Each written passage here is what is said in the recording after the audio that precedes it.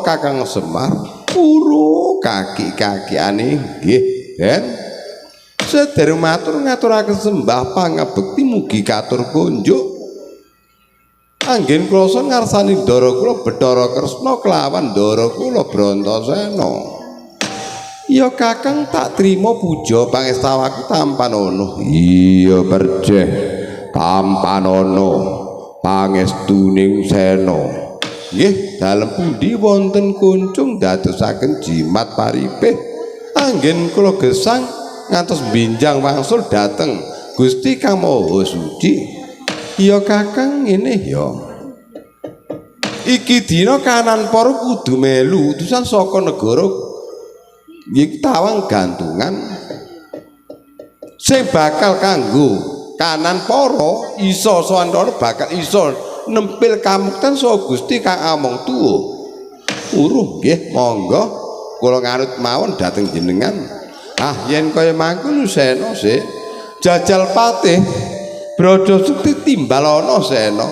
Iya kakakku Braja Sekti jajal sik sowan nang ngarep aku lan kakakku Kresna iki sing bakal mbok kersakno mboyong ana ananing perjeh.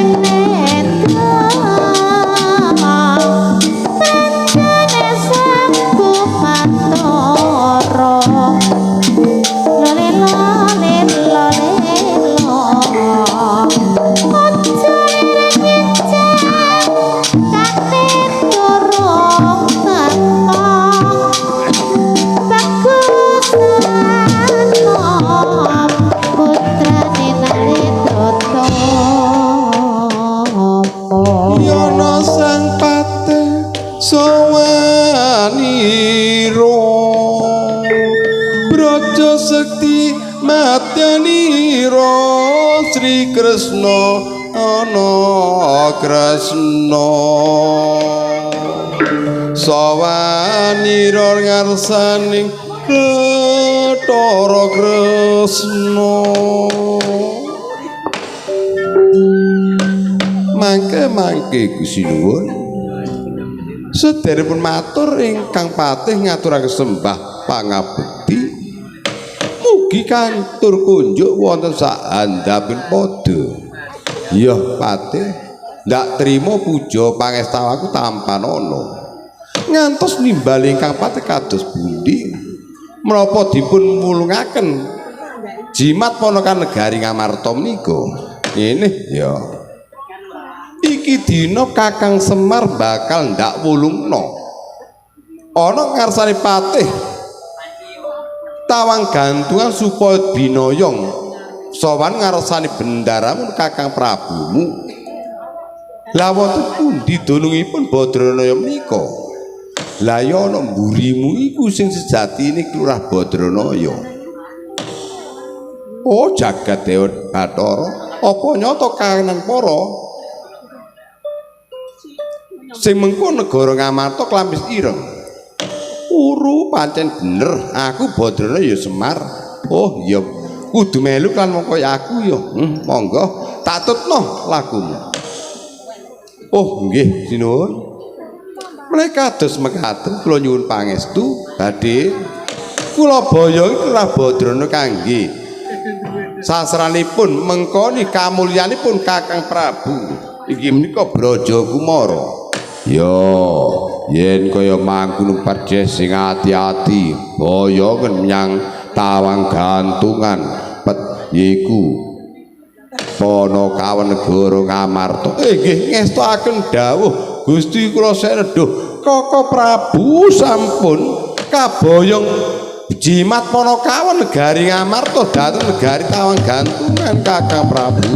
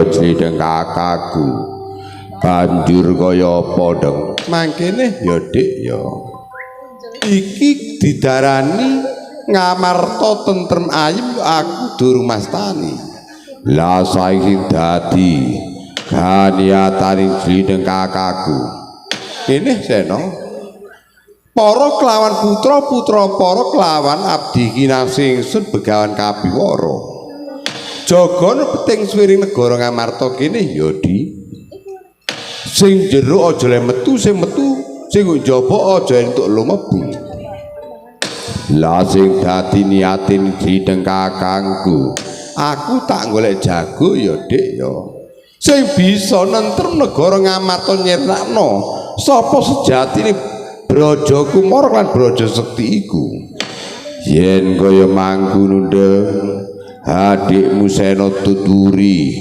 apa kang dadi ngandikaning jlideng kakakku yen kaya mengkono Sena karya slamet deduh Gusti Kang Maha Sucuwi kula nyuwun sanjata wonten pundi dunungipun satu ingkang utama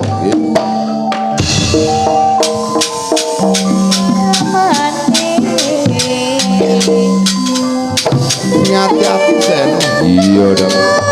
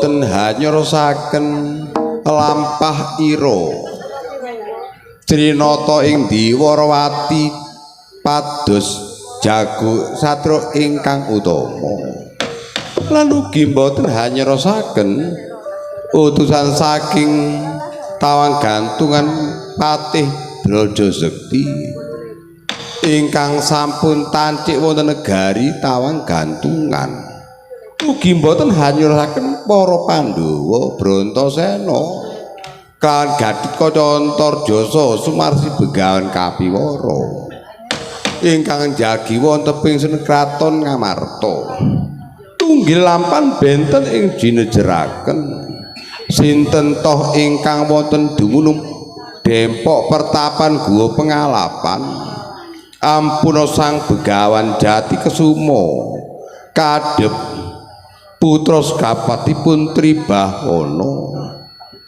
saderepun wonten lebeti percabaan sinten toh ingkang badhe paring cawisan wonten Sang Wiku ampuna mban kali perkawis anggen praptanira paricawisan pindha barancaan wonten Dempok Pertapan Guwa Pengalapan Biyu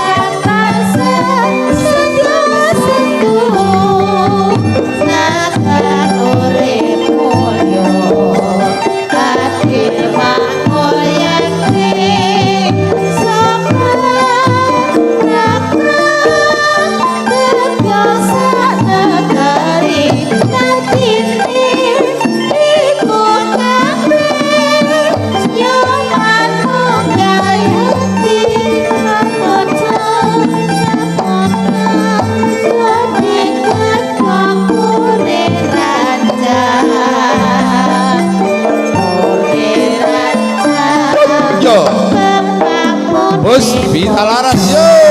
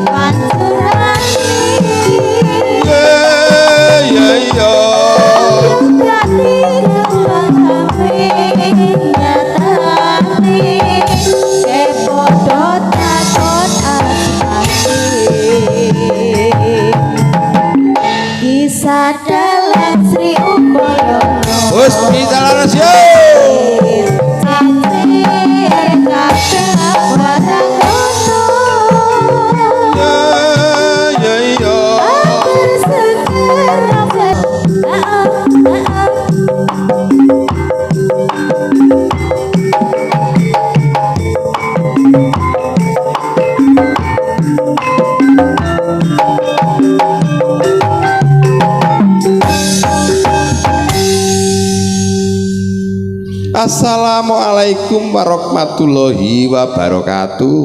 Waalaikumsalam warahmatullahi wabarakatuh. Nduk, apa yung? Bengi iki awake dhewe gawe kewajiban ana Balai Desa Salen kene nduk. Iya yo. Sing kaping pindho iki tatkala semono ya kok nanggap awake dhewe. Alhamdulillah wa syukur ya. Ama ba'du nduk dene apa? Awak dhewe dipercaya marang Kakang Mumes panjenenganipun Bapak Kinasih sing mengku Desa Salen kene yaiku Bapak Yanto sarombongan kabeh. Alhamdulillah awak dhewe tinimbali nang kene ya nduk. Amin Allahumma amin. Nduk apa yo go awak dhewe matur sembah nuwun. Apa sindenmu yamene Yahya adem ya apa? Nduk, apa jarene? Ya tak kei tah wong ngono kok. Enak kabeh. Lho, ya Surya. Gampange enak. Saking wingi aku dikei terop, alhamdulillah. Regane ya lumayan. Nduk, apa?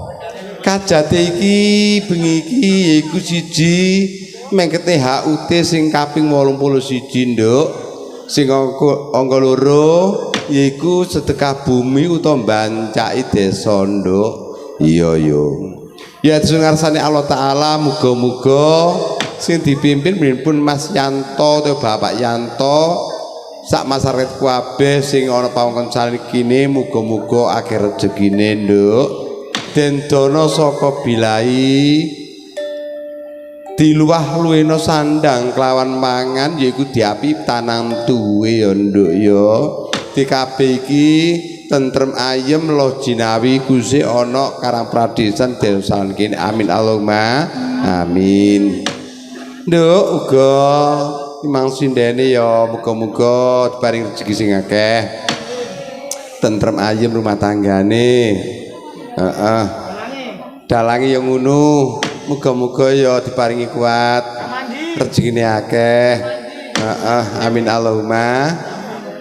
Nduk nduk apa yo ya alhamdulillah nduk nadyan awake dhewe rada kaya ngene ya matur sembah nuwun marang kadangmu.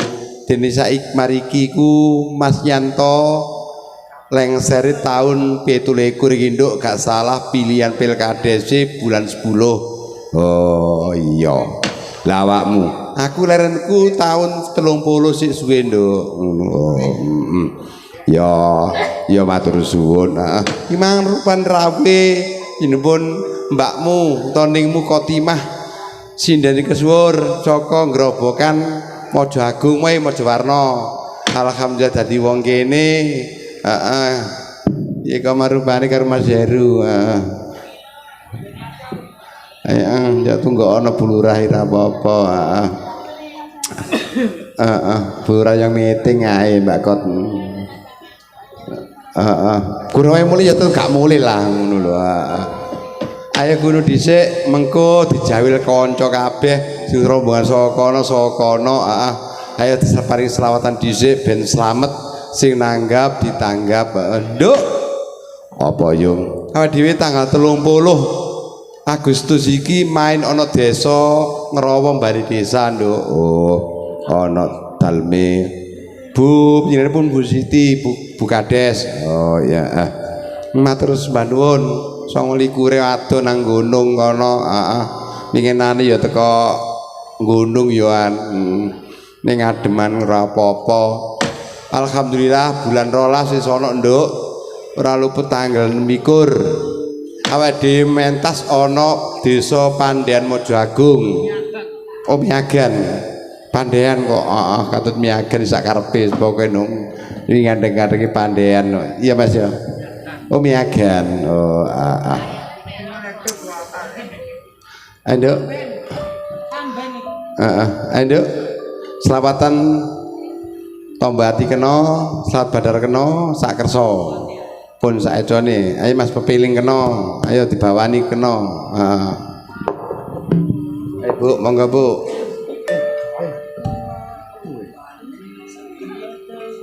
Legowo nek. kepiling monggo dibawani.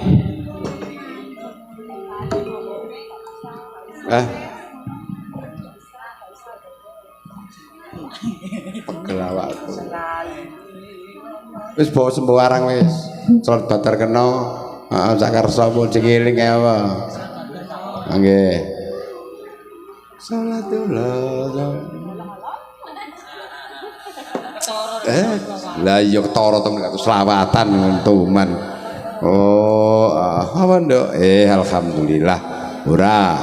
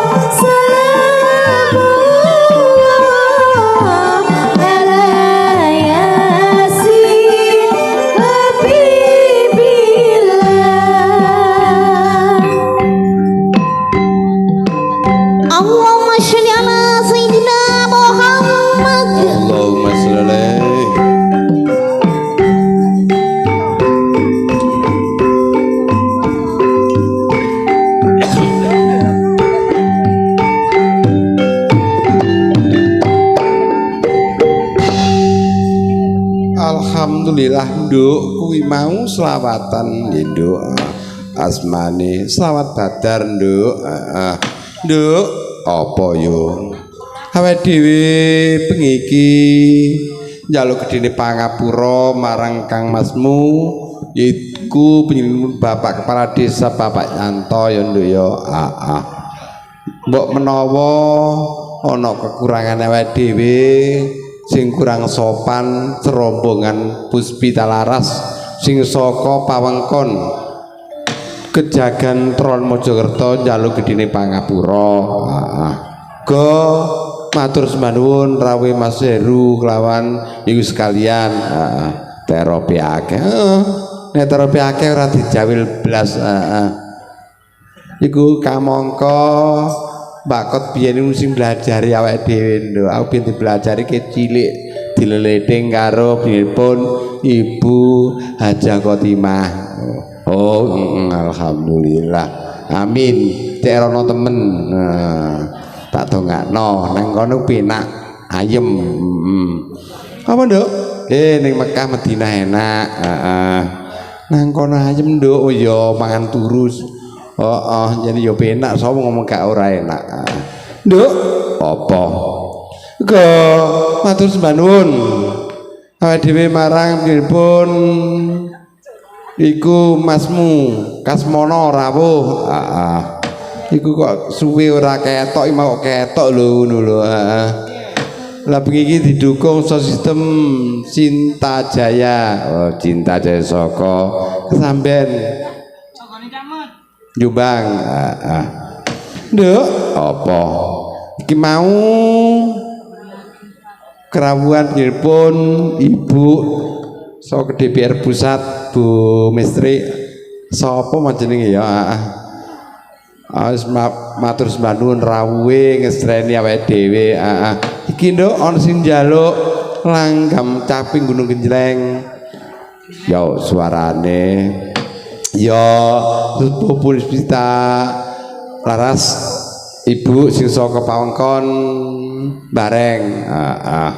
Ayo Bu, monggo Bu niki kula kintunaken dhateng kadang-kadang kula lan ugi pun Bapak Yanto. Lan uga iki mau sing saka iku Mojokerto rawuh alhamdulillah. Nduk apa ayo kuno dicawisi diparingi dolanan iki ana wektu segede. Ayo monggo Bu damelaken langgam caping Gunung Genjleng. Mas kelintingane Mas.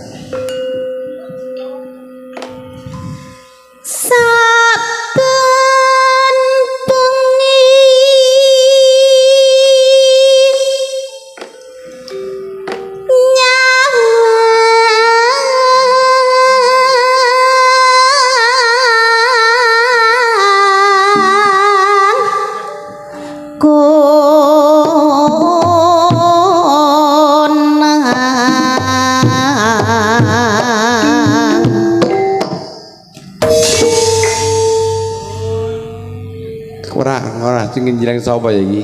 Anake apa bapane iki? Oh, anake. Menggo apa kabeh sak anake, sak mantune, sak kendhae kok kabeh digawa kae. Iya meneh Peter Prei mesti gak melo. Iya, lanjut. Yen memajeng Mong nganggo janur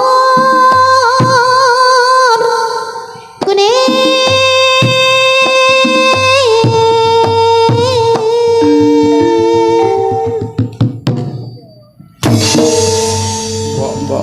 mbok pinter.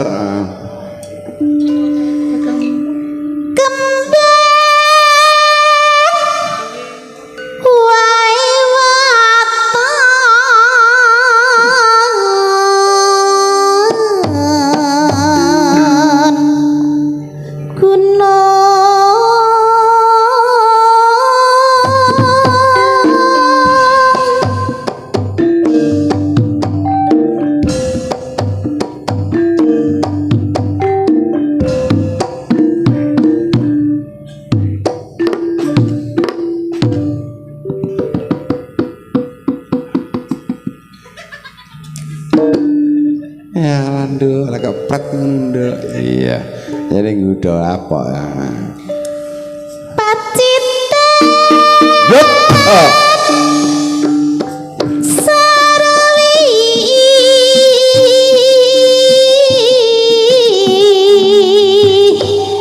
Janang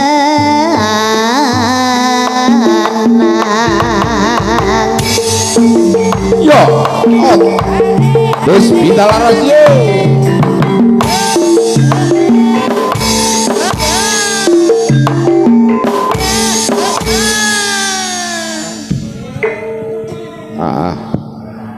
Nduk, apa yung? Nek sida tanggal cita loro, tak tanggap dhewe ning kejagan. Iya. Kaya pelepasane arek Karang Taruna, heeh. Dongakno, aku ndek dhuwit tapi ini. Kak, insyaallah tak tanggap kok. Sik menit tak golek karo Bu Lurah. Heeh. Mbok enakku sing wayangan gak lah. Sing dalangi kowe. Iya, dalangin tak selamat ya ini. Monggo Bu. Panasutan panas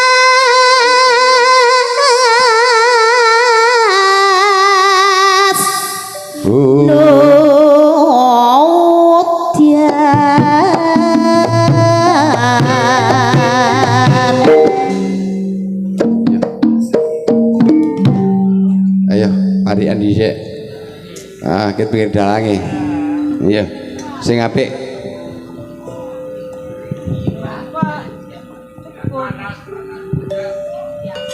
Iya. Jenengmu sapa, Nduk? Napa? Jenenge sinten? Nami kula. Nggih. Niken. Saking Nikan Salindri ta? Nggih. Oh, nggih, keduane iki. Nggih, fotokopi. Varian sing apik. Omah genteng. Omah genteng, Dik. Tak saponane Mas. Tak saponane Mas. Abot enteng.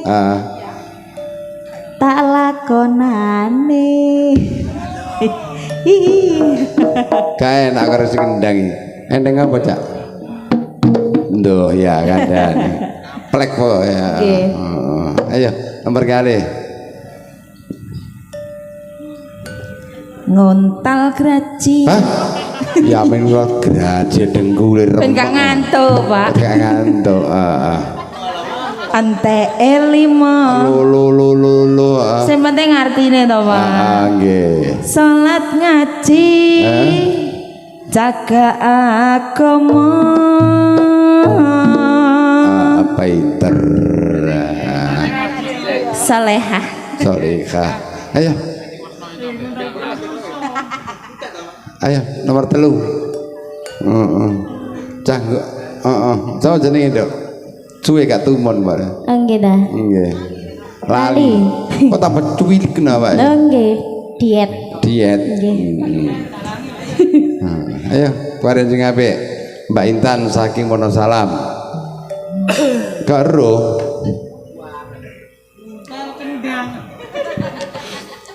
iya, kendange mung sampean niku gak apa-apa.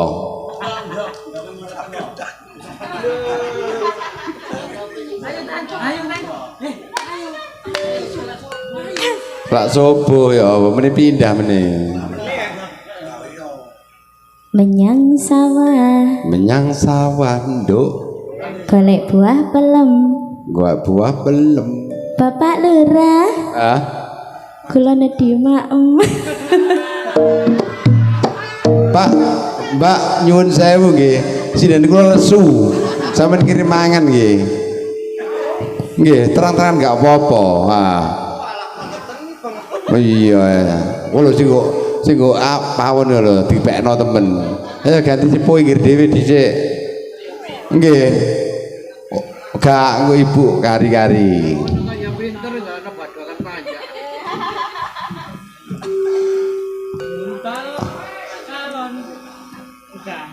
Trek gandeng. Wis biasa ya. Momote areng. Wong desa Salen pancen gandeng-gandeng.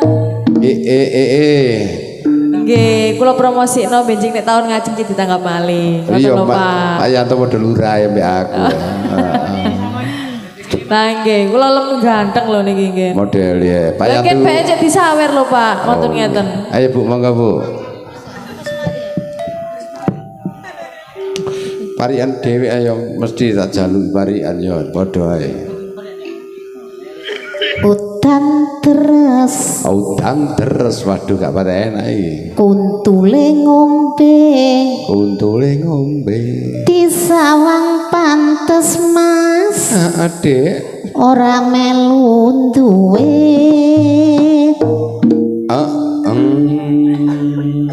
Panas sudah amping-amping. Oh caping gunung ya. Ayo Bu lanjut Bu. Bener. panas Padahal panas sudah amping-amping. maling Caping.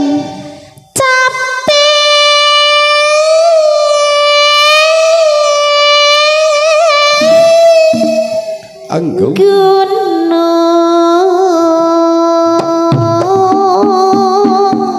Oh ya.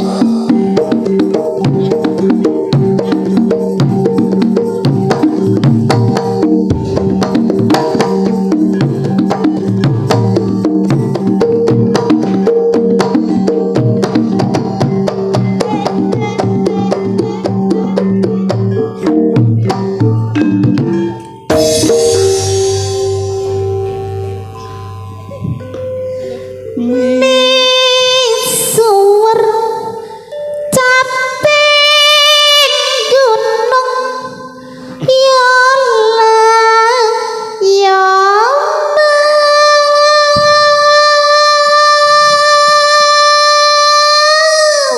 Ngene cak mani nek senggra gak mencolot ta kira-kira. Ge watuk mumbul. Ngajarin gawedhe ngono sakmono. Mane selalu ada pola-pola banting pisan gak apa-apa. Nadyan wadon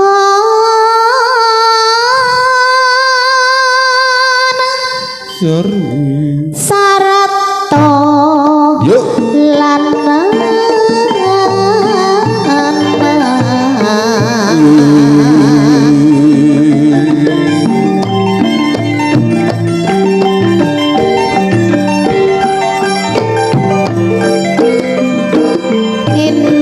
inung mane banyu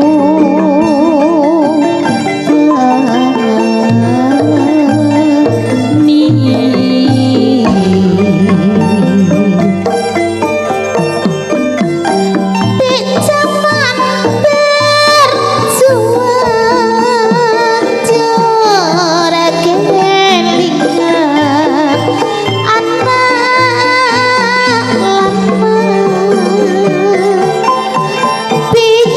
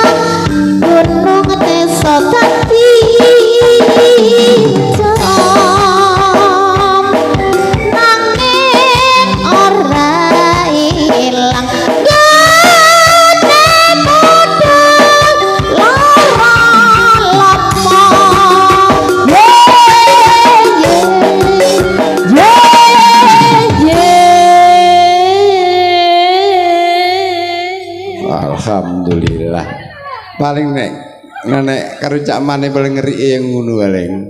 Heeh. Heeh, alhamdulillah kuwi mau lang caping gunung. Minangkane dulurmu saka Mojokerto. Iki ana sing njaluk salam krong. Niki nyuwun Cak Juli. Saking wong Trawulan. Iya, ya suarane anakmu sapa yo? Sing nomor 2 teko dalange Mbak Rika saka Nganjuk. Yo bersama Puspita Laras. Salam krong. Jumeneng lah ngawurna.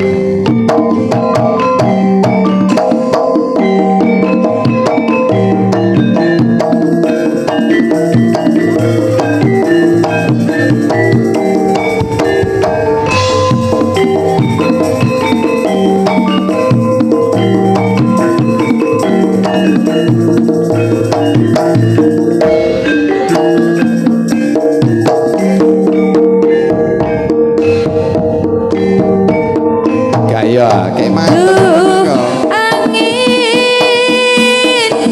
depake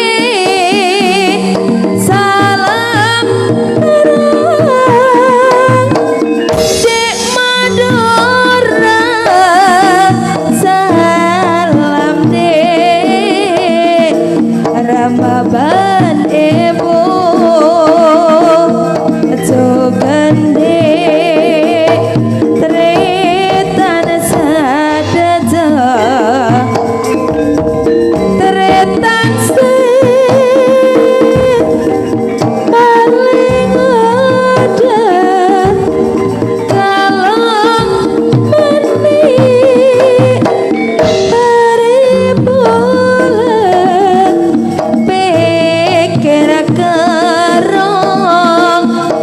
ada